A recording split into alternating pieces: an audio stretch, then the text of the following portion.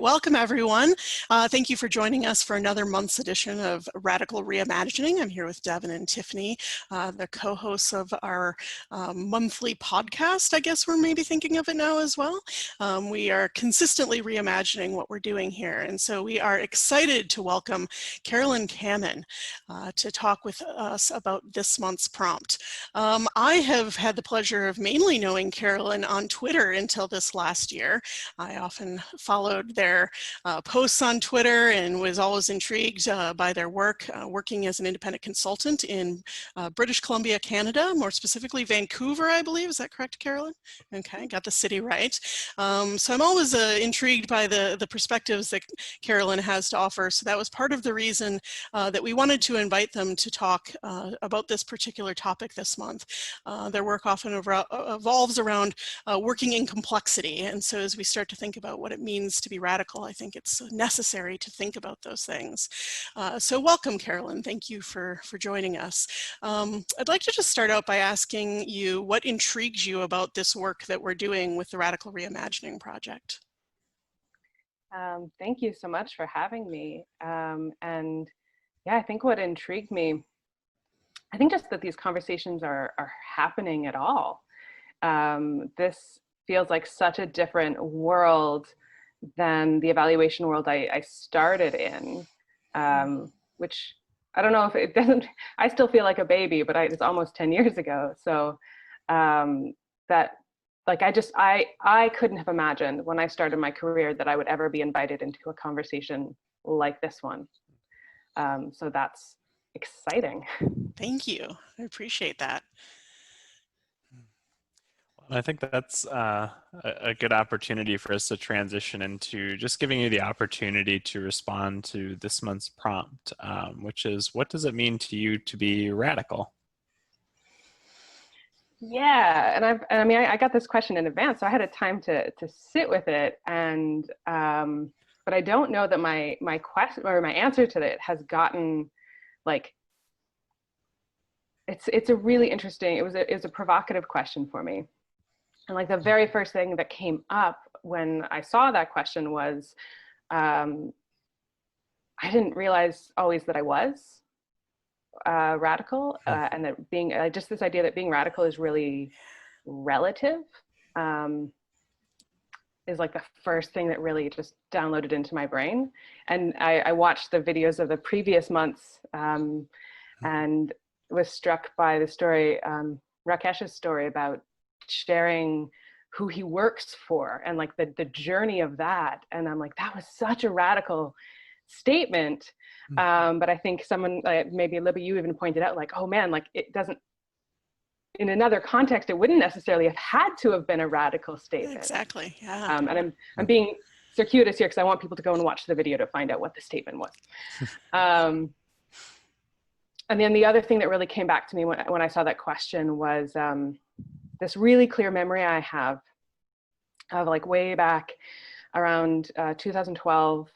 I had just graduated from my master's program. I was just stepping into the world of, like, okay, I'm committing, I'm a professional evaluator.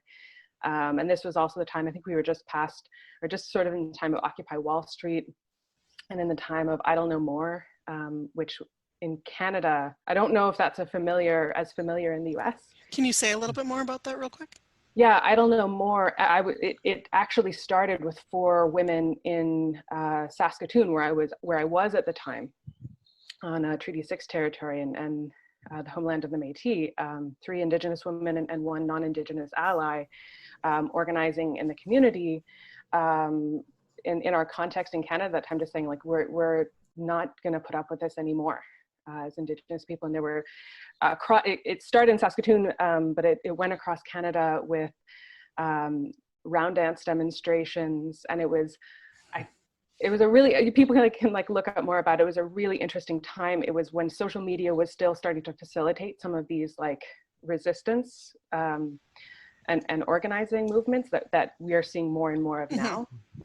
And as a, you know, again, just recently graduated student, new evaluator, someone who had been, like, I felt like I was sort of an audience in a lot of activist and organizing spaces. I was not a big organizer involved myself, but I was like reading. I was sort of, I think I was very much at the sidelines. And I remember having this question to myself, like, wow, could my work, could program evaluation, could that be useful in these contexts with the people who are doing this work? And I had the most immediate, clear response in my head of, hell no. Hell no. Program evaluation as I knew it, as I had been trained in it, as I had experienced coming through as like a psychology researcher trained in one very specific tradition, was sort of like, yeah, they don't need a program logic model. They don't need me to say, slow down and put this into metric. Like, I was just like, there was zero connection. Yeah. And I took a part of myself that day and I kind of like folded it up and put it away in the closet in that moment. And so that was 2012. This is 2020, which again, I don't know if that's a long time or a short time. Both. I think it's both. Both. It's definitely both. But somehow over that time, and a lot of personal growth and transformation that I've gone to, and a lot of walls that I've hit in my own life of like things I just had to let go of, like as a personal survival thing, of like, I can't do this anymore. I can't work this way. I can't treat myself this way, and I can't treat other people this way.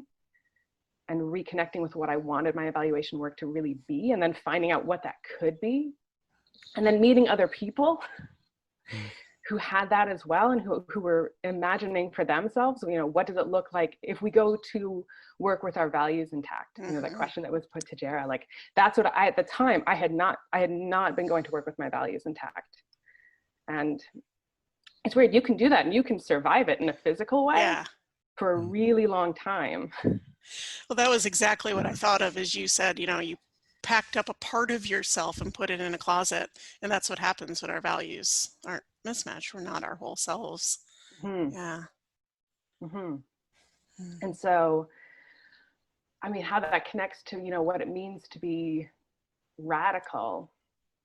When I think about that journey that I took, and I think about what helped me, like I've never ever set out to be radical. I don't think I ever have called myself radical. I recognize and I try to hold the responsibility for the fact that I know I show up that way for folks. And so I try to think like, okay, what do I do with that then? Like, how do I use that? But for me, it's 100% been a journey of like, how do I like save myself from myself?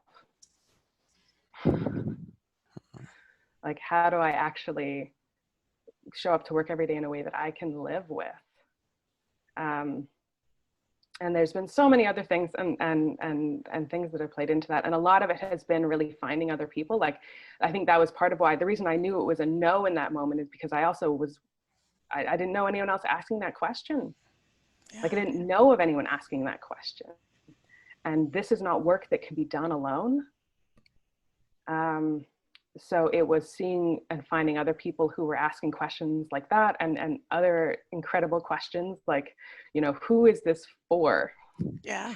Why are we doing this?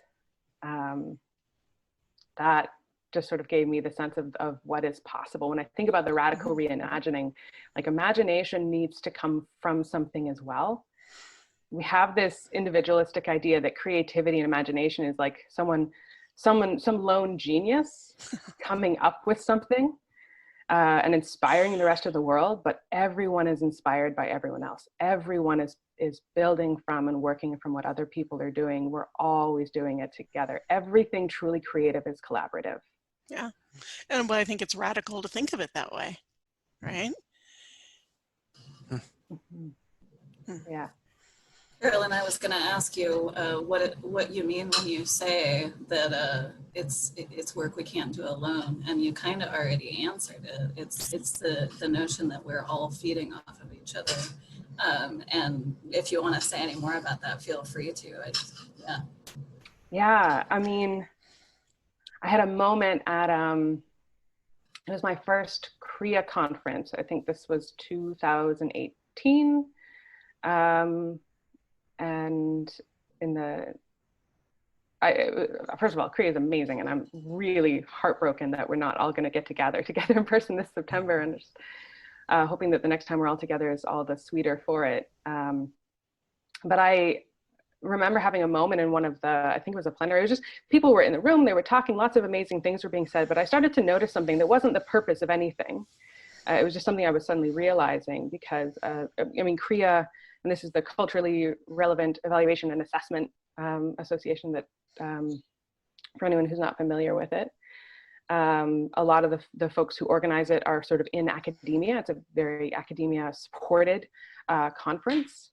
And I had this realization, just hearing people talk about and introducing each other and introducing their mentors and talking about the people they'd worked with, and just having this moment of realizing that at some point along the way, people were going into extremely, well, you know, BIPOC people were going into extremely white dominated university institutions and making spaces for themselves to work in those institutions, and finding sources of support and allies where they could, and then creating spaces where they could support and mentor other people, and like creating those communities where, even in a sort of a hostile environment, which, you know, university institutions are in this context, they are 100%.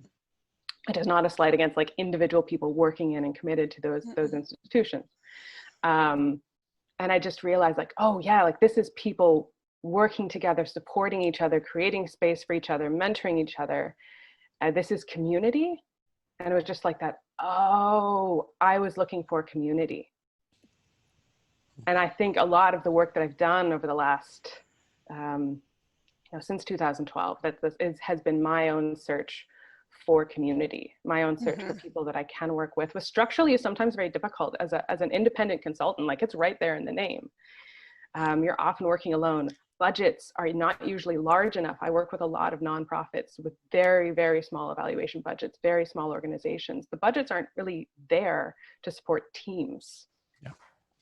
Even internal evaluators working within organizations are often like one person in a whole organization. Like, we are often structurally quite isolated.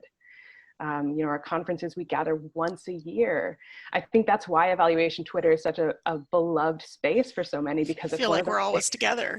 Where we create community.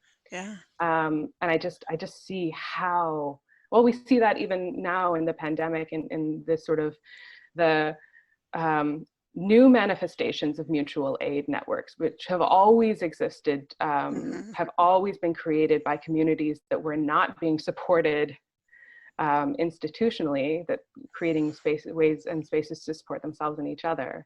Like, we know that we need each other to do anything. I want to ask you one follow-up question. You were just talking there about, like, structurally we're often alone in the work because of budgets and whatnot, but you mentioned something in sort of earlier comments about how you recognize that you show up as even though you don't always think of yourself as radical, you can appear radical to other people. So that might include clients and participants of programs that you're evaluating. So I'm wondering how you walk that line. Like, what's kind of your thought process as you maybe engage some of these topics around systems of oppression or power dynamics, or as you have to like engage people in those conversations? Do you have any comments about that? I've had a few people ask me, like, how did you find your voice? And I have a similar response to those questions as I do to the question you just asked, Libby, of like, I got no idea, it's just what I do.